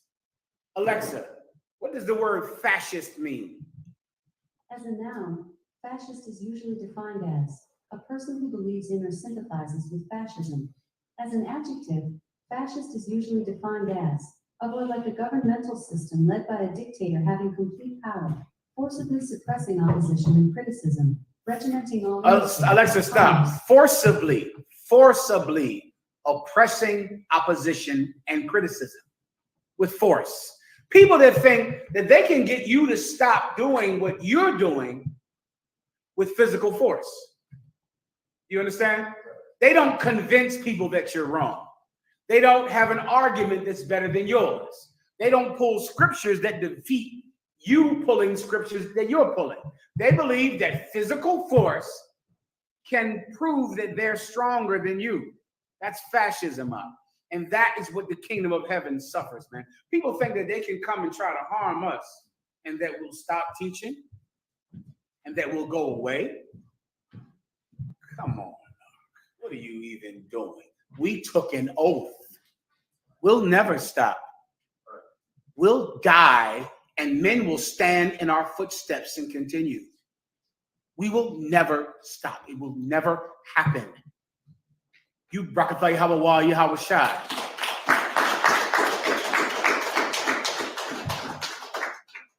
Keep going. The kingdom of heaven suffereth violence, and the violent take it by force. The IUIC are violent. Just like every gay man. You never met any violent gay men? They're violent. Are they in the prisons? Are they violent? Because they're all struggling with, give me the transsexual up here who was in IUIC and show me the paperwork when he had the purple I Love Jesus gold shirt on with the gold fringes. They're violent men. The IUIC is violent. They believe that they're fighting all types of sexual urges with transsexualism, and they're hateful and violent, and they believe that they can harm somebody. The problem is we're not Geno Jennings, and we're not some Christians that you assault. You can also hold on deck the Christian women that they were out there fighting. The Christian women hitting them with shoes because they're fascist. They believe that the threat of physical violence will stop people from believing in their God. We will never stop. Never. We don't even consider the IUIC a threat. We fought actual threats. The actual FBI. Let a brother call in who the FBI came to his house. And then you tell me if we give a fuck about the IUIC. We do not. We have the FBI sitting in our goddamn living rooms. I was on a goddamn plane one time going to North Carolina, and some white man in a baseball cap came to sit on the plane. And the stewardess said, "What's your name?" He said, "Now pretend that my slave name is John Smith." The stewardess said, "What's your name?" The white man said, "John Smith, I mean Harry Johnson." I said, he said my slave name. He said it. He said, "What's your name?" Smith, I mean Harry Johnson. And she gave him a seat right in front of me. He said, my slave name is not a common name. It's not like John Smith. Do you understand? And he said my name and sat next to me the whole goddamn plane ride there. And I went like this. Just like this. And he said, and he did not look at me. And I turned just like this. Captain Josiah comes home. The Homeland Security is in his living room. Captain LeBun comes home. The FBI is in his house. Officer, who's the officer down there in Minnesota? Maccabi comes home. The FBI is out on his porch. Do I need to go on? We're scared of some purple gay boys choir. The FBI is all over us all the time. Why? Because we dare to say that the white man is the devil and Jesus Christ is black. Yeah, I think we'll be all right with the IUIC. I think we can handle it. I think we'll be just fine with that. But just know this: we will defend ourselves. Right. Please believe that. You can't steal. You can't steal from us. What do you have? Look at this. Go ahead and read that. Colonel Khan, sir. Colonel Khan. A transgender Evansville woman shot in the face told police that her alleged attacker, who identifies with a black separatist group, shouted a homophobic slur during the assault. Do you have the group that what they wore? I got a picture of him. Oh, go ahead. No problem. Do that. Put that up. This is one of them right there. He went and had a date with a transsexual man. Went on a date, had a lovely evening.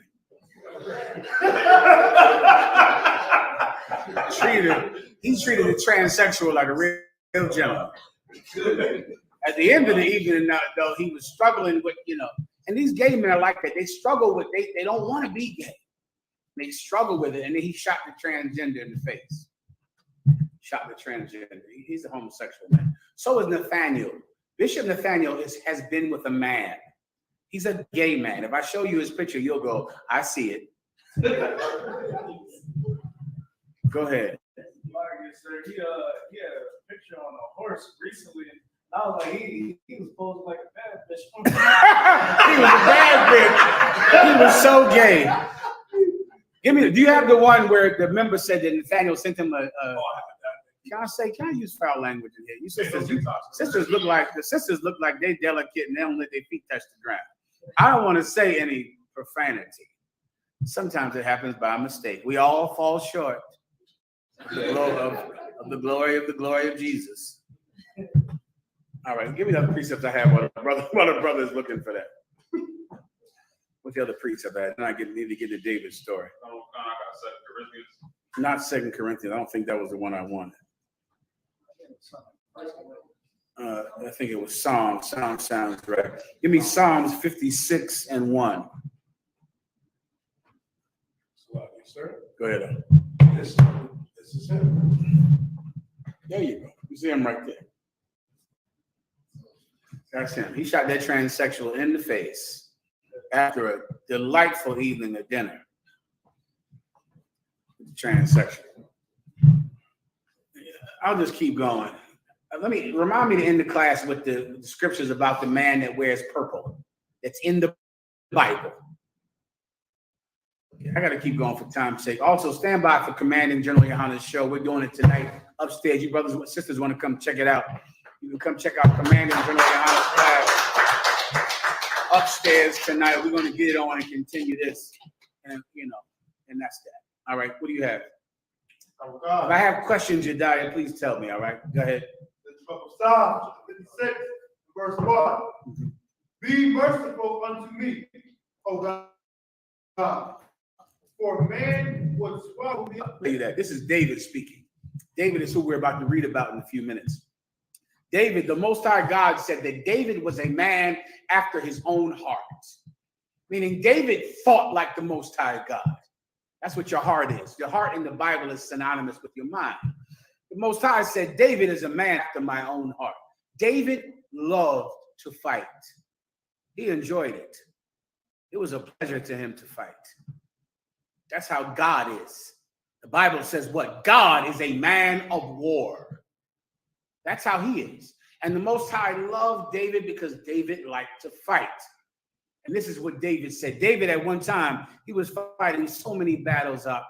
David had at one time 32 men. Then he grew to his peak to 600 men. And he was fighting thousands of men.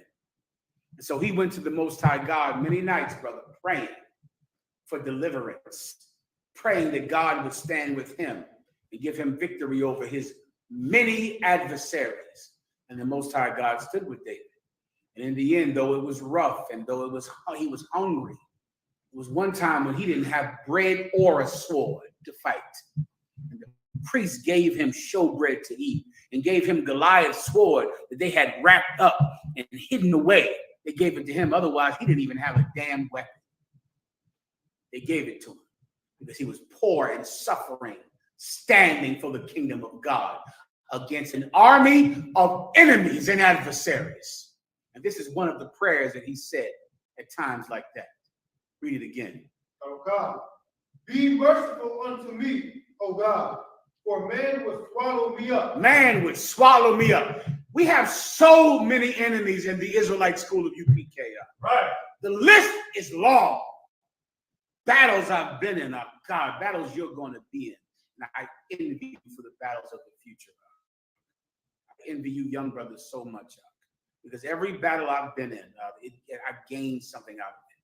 And I envy the Kansas City 4 that they had to go through that day. It's so envious to me because that is how men are built. Right. Men are built from days like that, from battling the Nation of Islam. Back when this school started, one of the founding members of our school, Abba Bibbins, was murdered in Newark, New Jersey by the Nation of Islam. And that murder sent the Israelite school that they were in at the time, sent them scattering for fear of being killed themselves. During the time in 1969, when Malcolm X and the Nation of Islam were what? Mighty and strong. Yet we still had the audacity to go out on the street and speak when the Muslims believed that the street was theirs. Malcolm X was out. He was alive and speaking. They believed the streets were theirs in 1969. Abba Bibbins had the audacity to go to Newark, New Jersey and speak. How many brothers were out there with him that day? Who knows the story? He was alone. He went by himself on purpose. That's the UPK. On purpose, he went by himself.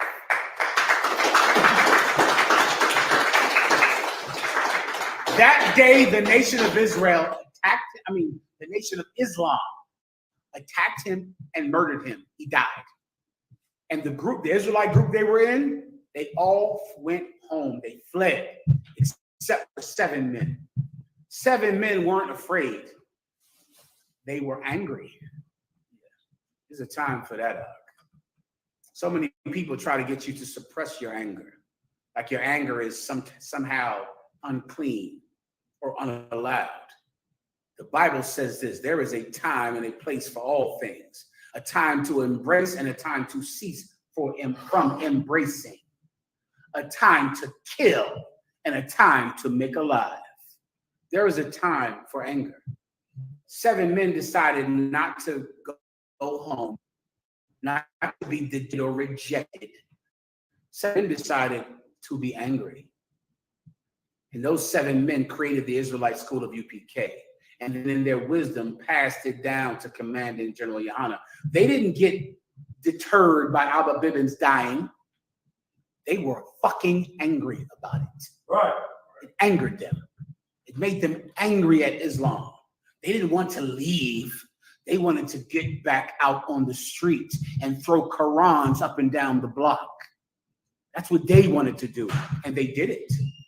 Those 7 men went back out on the street and threw the Quran up and down the block and went into the Quran and showed that cow, heifer 1:22 says that the Israelites are the chosen people of God in the Quran. How many people know this? You open the Quran. This brings my heart, gives my heart joy. To open the Quran up, read heifer 1:22. The Israelites are my preferred people, of whom I love, and they are the preferred people of the planet Earth. The Quran says that the Israelites are the chosen people of God. And then we throw the Quran down the street like garbage. I've done that so many times, I can't even count it. In front of bow ties, in front of kufis and prayer rugs. And they lose their mind. They go nuts over that. They don't like that out.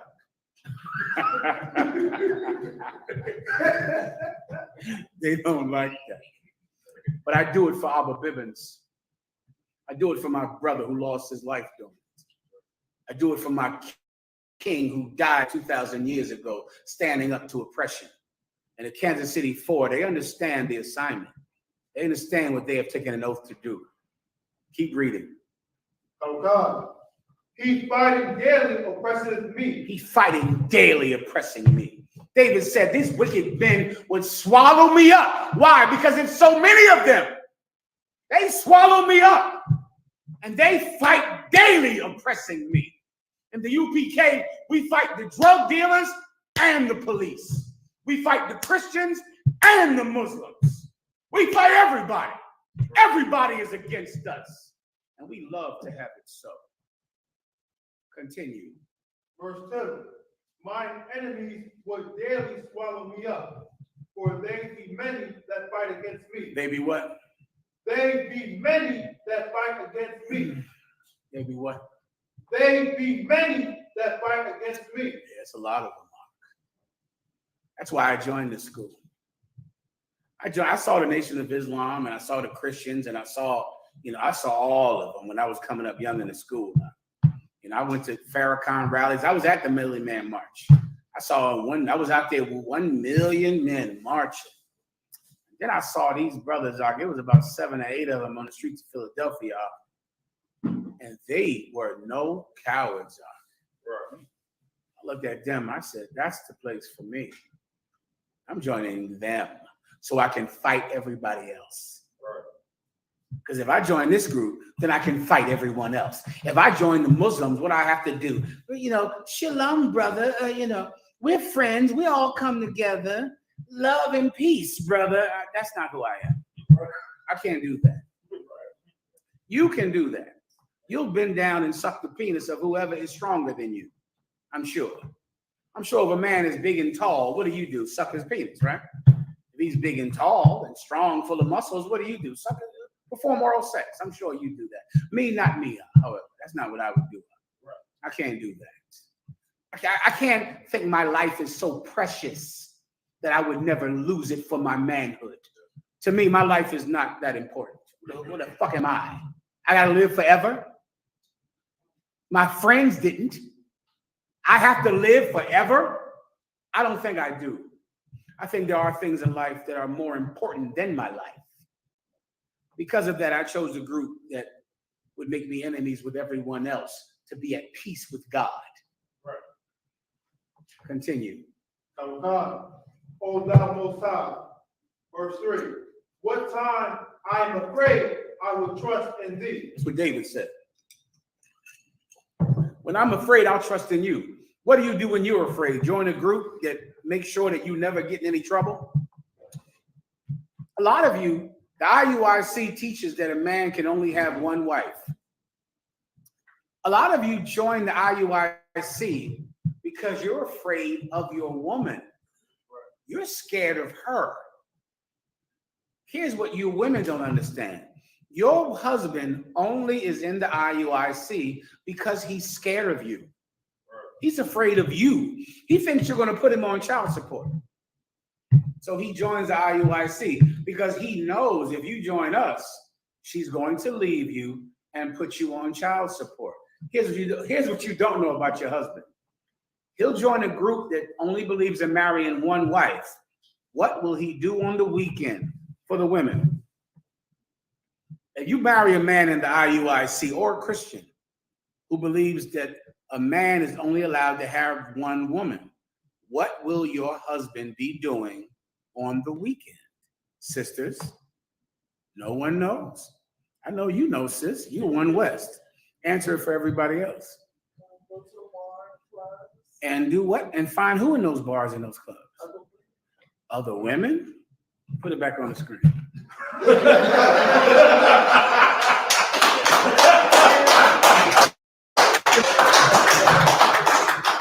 See, you brothers are young. Who else says you can only have one wife? The Christians. Who has ever heard of the down low brother? Am I blowing your mind by saying that term? Right? Christians believe that one ring, one marriage, polygamy is wrong. And then they have someone called the down low brother in church who does only have one wife. And on the weekend, He's having sex with his basketball friends. He's having sex with the friends he plays video games with. Those buddies of his, like that movie Best Man, ha ha ha, we playing basketball. He's having sex with them. Those guys. They have sex with men, but they only believe in marrying one woman. Here it is on the screen. That's it right there. Everybody understands? When you purple bitches, excuse my language, when you purple bitches rather open your legs for a real man, that's what UPK women get to enjoy. A UPK woman, if your husband is in the Israelite school of UPK, she bends over and turns around and sees a warrior back there. You understand me? She opens her legs and a killer gets on top of her. Wouldn't you rather do that than have sex with some man who says, happy wife, happy life? A woman is always right. Where you going, baby? Baby, I gotta go. I gotta work overtime. Transsexual USA, here I come. Gay websites, here I come. Prostitute. Oh, you got more for Zalaka? Go ahead. No, please play it.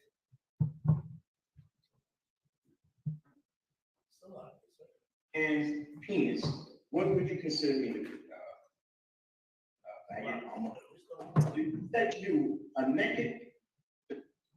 Bro, let me ask you this before I say. Pause, I can tell them, give me context. These two cats were in the IUIC. They left the IUIC over this problem that they're about to describe. And they're going to describe the problem that happened in the IUIC. Go ahead. Oh, then give me Mariam. Do you have the one where a member of the IUIC said he wanted to spit in Mariam's face? Get it from Yediah. You absolutely do have it. It's in the IUIC did a class or a show or whatever they do, and they pulled up the Sister Mariam's page, and they said they wanted to spit in her face. It's on the list. You got to call Yediah. You got to call Ibad and get it, but play this first. Go ahead. Man's penis. What would you consider me to be? Faggot, homo, what the fuck is wrong with you? Oh, excuse me, brother's French. But here's the thing, we're not trying to make light of this. This is the thing. The bishop sent me a naked picture of this brother's penis. And you deacons, some of y'all got that same picture. So why am I bringing this up? Not to belittle anyone. This was weighing heavy on me because now these allegations of the bishop are coming up. And I'm saying to myself, oh man, what the hell is going on here? So now, what do you think will happen? I'm going to start reflecting on certain things that occurred. So, like I said, I don't want to be associated with that shit. This was weighing heavy on me because now these allegations of the bishop are coming up. And I'm saying to myself, oh man, what the hell is going on here? And I'm saying to myself, oh man, what the hell is going on here? It was weighing heavy on the soul. Salakia. Bishop Nathaniel sent him a naked man's penis. That weighed heavy on his soul. Salakia. And so, that's why he left out of there. So, but they only believe in having more than one. They only believe in having one wife. So, celebrate that. They only have one wife. Now, when it comes to boys, that's a whole different thing. Give me Mariam. You don't have it? Mariam, where's the Malak at? And Mariam. Have them call him Malak and Mariam. Sister Mariam is married to Malak, I believe. Am I right about that or am I wrong? She's married. So one of the purple faggots, they went up on some class or something yesterday. The brother sent me the footage. And he was so angry at Mariam because Mariam congratulated her husband for being a powerful man out there on that street corner and for not being a punk. I don't have what I want. You don't have what I need, right? You die? No problem. Let me get it for you right here. I'm gonna hand it to you right now. Bobbity. Am I missing questions?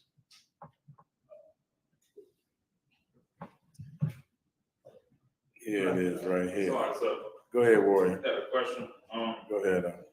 So how did we know Second, that? one second. Who's speaking? Yeah, please call your diet so you can get so you can speak on everyone can hear you. All right. That's Malak right here, one of the Kansas City Four. Give him a hand. All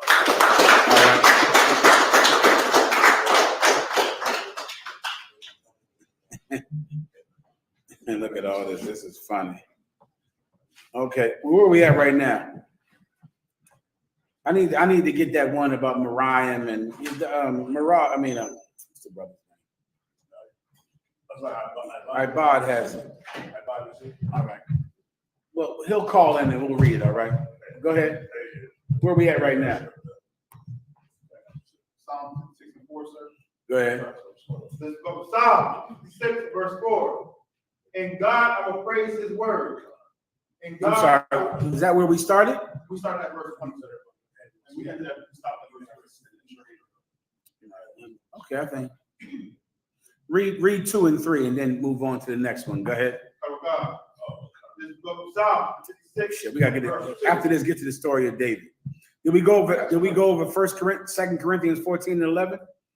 Give me 2 Corinthians 14 and 11, and then give me the story of David. If not, I'll have to do it on Thursday, all right? Go ahead. No, finish where you are right now. This book of Psalm 56, verse 2. My enemies will daily swallow me up, for they be many. I think I read that already. Read the next one. Go ahead in the back. If I could, I think that's the one I wanted. 2 Chronicles 14 and 11. With the 2 Chronicles chapter 14, verse 11. And Asa cried unto the Lord his God and said, Lord, it is nothing with thee to help, but with many, or with them that have no This God. is Asa, man, cried to the Most High. He was a king over Israel. And he said, it is nothing for the Most High to help. Nothing. Keep going. Help us, O Lord. Read it from the top. Come. Asa cried unto the Lord his God and said, Lord, it is nothing with thee to help, whether with many, or with them that have no power. The Most High God said, brother, it is nothing for the Lord to help, whether it be for many or for them that have no help. What difference does it make how many of you it is? It means nothing to God. Many times the Lord God will send you out with fewer people so he can gain the glory in it. So he can get the credit for the victory. No go? Keep going. Come. Help us, O Lord. Help us, O Lord. That's what David said, man. Or Asa said. Help us, O Lord. Go ahead. Our God. Our God. For we rest on thee. For we rest on thee. We trust in you. Keep going. In thy name, we go against this multitude. And in thy name we do what? Go against this multitude. Ooh, that's so one Western. So biblical. In thy name we go against this multitude. That is what built me. That. In your name we go against this multitude. We are going to fight them. We're going to do it. We're doing it. If they come and they circle your school, if you're by yourself, you go outside, I'll come back. If you got Malak, let me hear Malak. Give him a hand. Officer Malak. Officer Malak, are you? Let me put it here. Officer Malak, are you there? Hey, first of all, brother, I want to just tell you Thawada for your service, warrior, all right? And you understand I consider you a hero, correct? Most High in Christ. Also, your wife was insulted online with one of those purple faggots. Bishop Kanai said he wanted to spit in her face because your wife congratulated Gadalhar for coming down to stand by your side. And he said, we should spit in Mariah's face. Do you have that?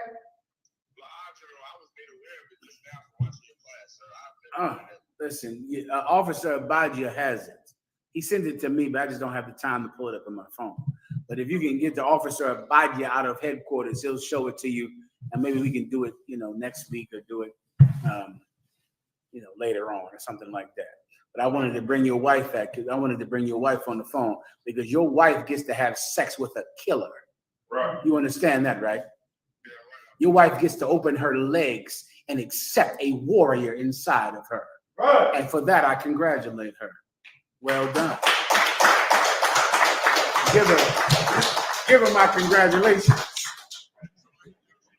Can you hear me, Mariah? Let me talk to her if you don't mind, warrior. Shalom, Mariah. Yahweh Shemal Shem Yahushai. We'll play it either tonight or next week. One of those purple pigs said that he wanted to spit in your face because you thanked the brothers that stood next to your husband when he went out there and sacrificed his life for Christ. And they said, this Miriam, we should spit in her face. And all I could think of is that Miriam gets to turn around and see a warrior behind her. She gets to open her legs for a killer. She has our thanks. And I know you appreciate it. She said, damn right. Give her a hand. Well done.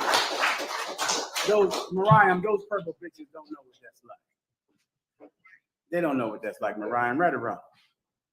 Those purple bitches see a limp penis that doesn't want them because it wants men. You, however, get to give your body to a killer. Now you see your husband. You see who you with, right? Mariah, you see who you married to. You see who you give your body to. Do you see that?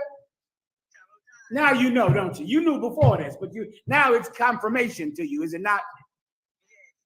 Give her a hand. The water, Mariah. All right, we'll play the video and show you what the cat said about you, all right? And don't worry about him. One day, you'll look for him and won't find him. That person that dared to speak evil about you. You'll look for him and he'll be gone. All right? The water. Yahweh Shemal about Shem Yahushai.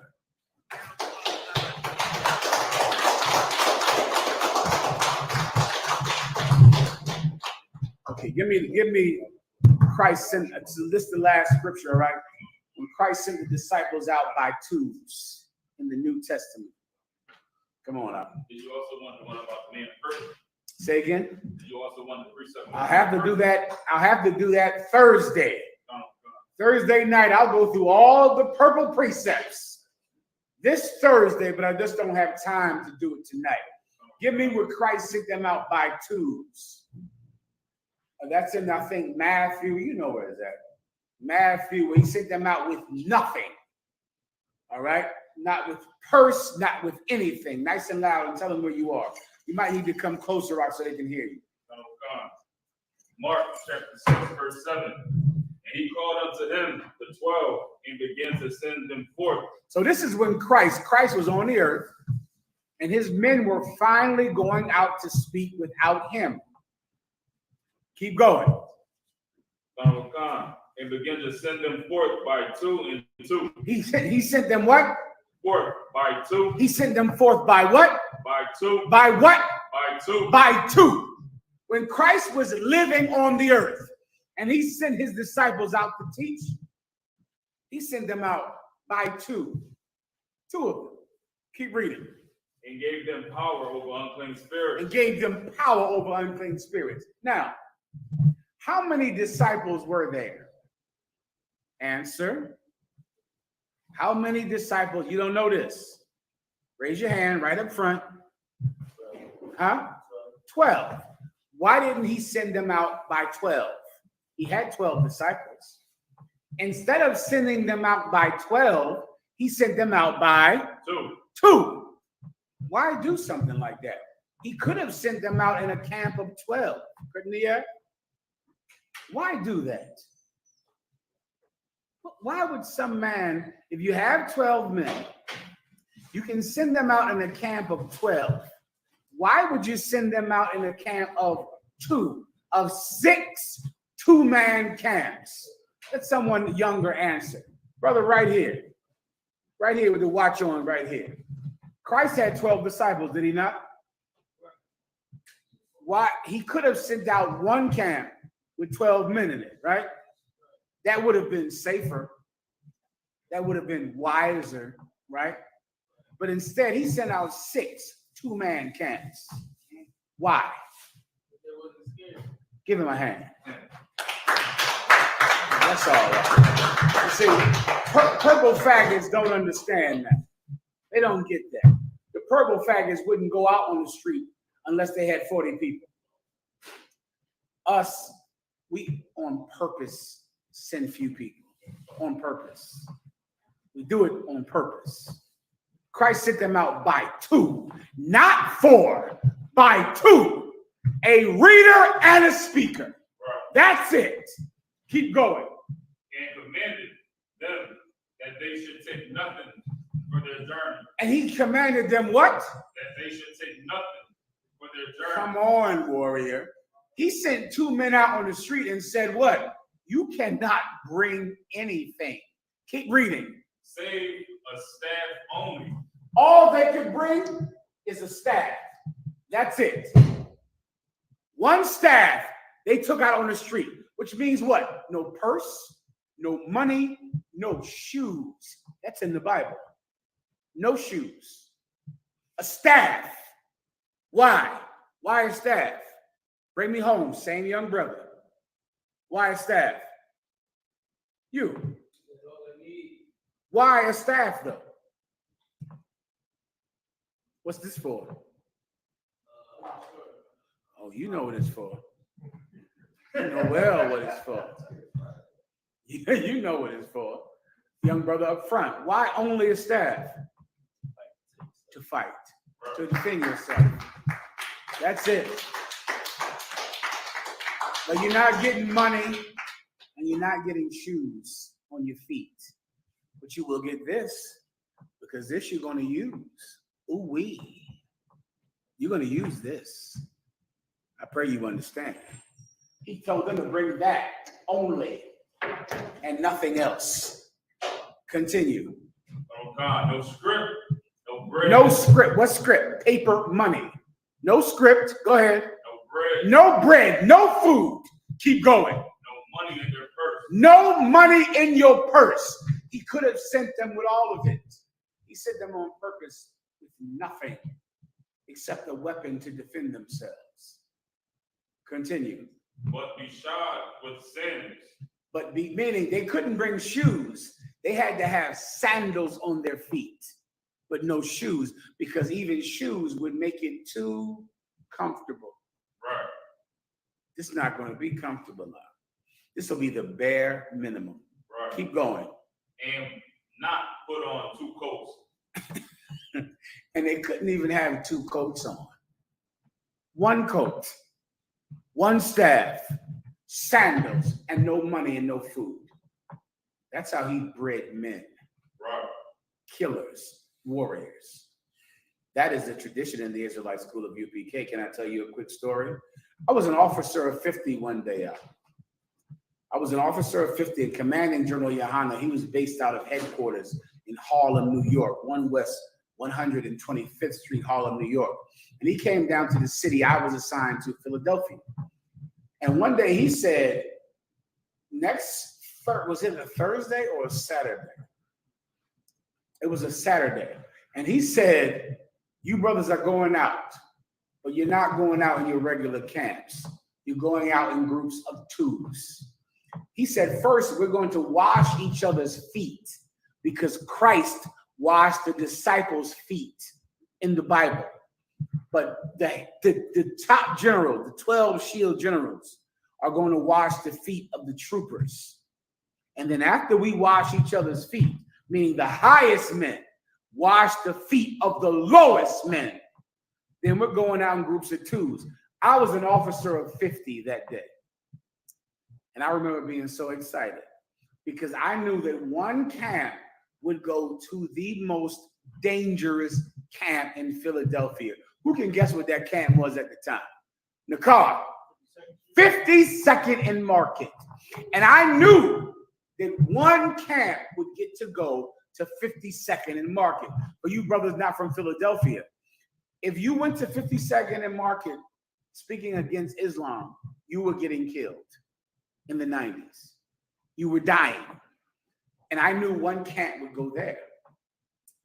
And I remember thinking, please, Lord, send me to 52nd and Market. I must go to 52nd and Market. And I remember I was doing some campaigning for it, Salakia. I would go to talk to captains and 5,000s about, listen, whoever gets 52nd and Market, could you pick me? Because Commanding General Yohanan gave an order that the 5,000s and the captains would get to pick their reader, because it was just a speaker and a reader. And I remember going around to all the 5,000 and all the captains, and I said, whoever gets 52nd and Market, please pick me to go.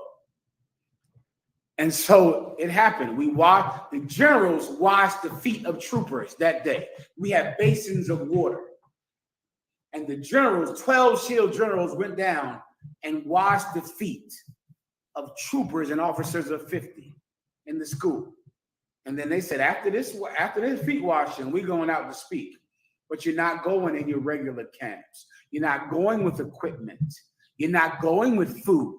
You're going by twos and with no water and with nothing.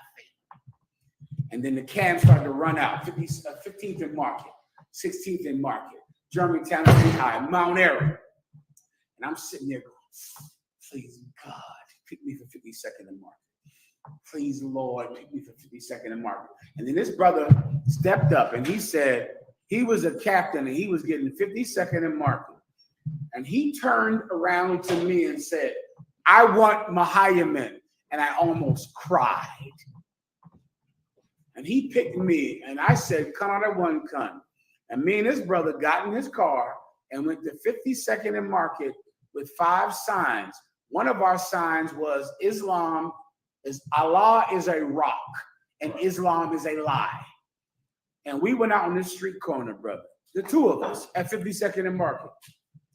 And we blazed up these Muslims. For you brothers that don't know, 52nd and Market is where every mosque is. It's the home of filthy Islam in Philadelphia. And we spoke, and the crowd got so big, and there was 2 of us. And all of a sudden, some giant crowd of Muslims came in front of us. And they came real fast. It was like 20 of them. And they came and they grabbed the sign that was down behind us. The sign that said, Allah is a rock. And they took the sign. And they went to run away. And I jumped at them. And the captain said, Mahayaman, stop. Just like this. And he put his hand in my chest. And I froze at his command. And they took the sign. He said, don't worry about that sign up. And then we began to just blaze on Islam with no sign now because they took our sign.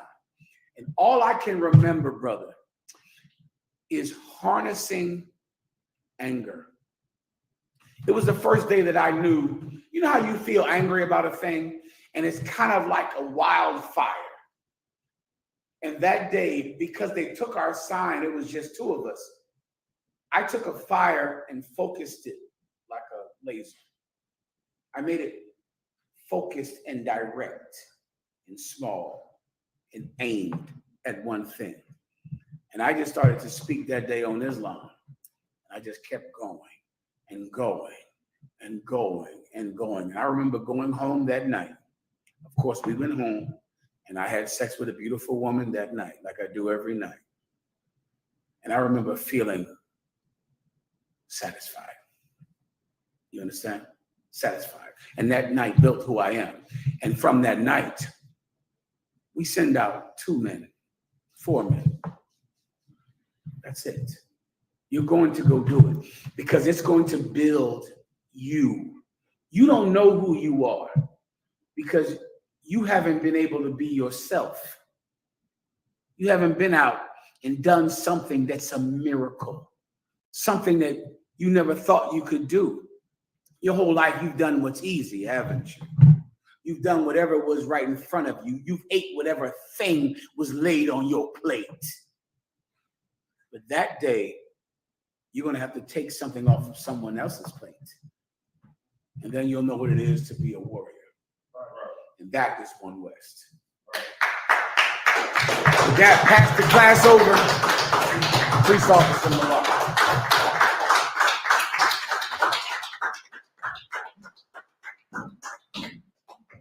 Welcome, y'all.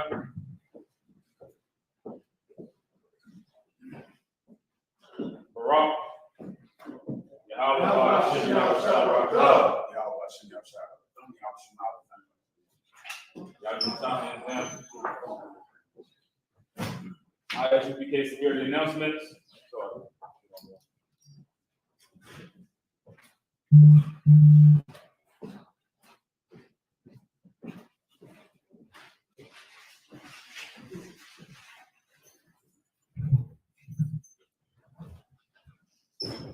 It might be up here.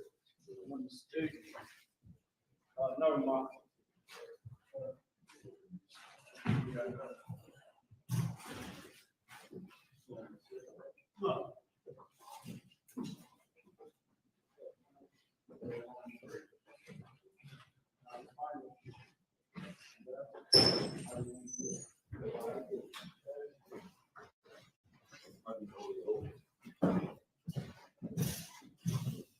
You can't find them?